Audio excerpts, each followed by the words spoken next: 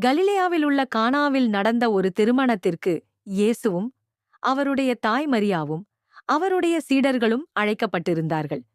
அந்த நாட்களில் திருமண விழாவினை பெரியதாக கொண்டாடுவார்கள். திருமணத்திற்கு வந்த அனைவரும் விருந்து உண்ண தயாராக இருந்தார்கள்.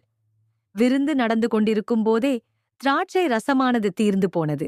இதனால் மணமகன் வீட்டார்கள் பெரும் சங்கடத்துடன் இருந்தார்கள்.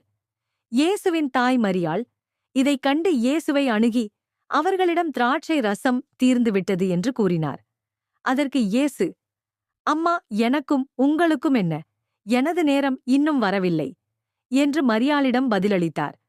தாய் மரியாளோ இயேசுவின் மீது கொண்ட நம்பிக்கையில் ஊழியர்களிடம், அவர் உங்களுக்குச் சொல்வதைச் செய்யுங்கள் என்று கூறினார்.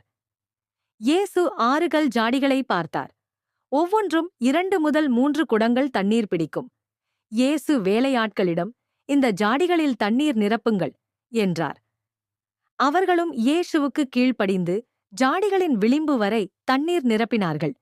இப்போது இதை எடுத்துக்கொண்டு விருந்துக்கு செல்லுங்கள் என்றார். இந்த திராட்சை ரசம் எங்கே இருந்து வந்தது என்று வேலையாட்களுக்கு தெரியவில்லை. அங்கு விருந்தில் இருந்தவர்கள் எல்லோரும் முதலில் சுவை மிகுந்த ரசத்தை பந்திக்கு வழங்குவார்கள்.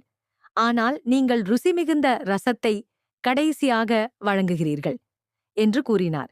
இயேசுவின் சீடர்கள் அதைக் கண்ட பிறகு அவரை மேலும் வலுவாக நம்பினார்கள்.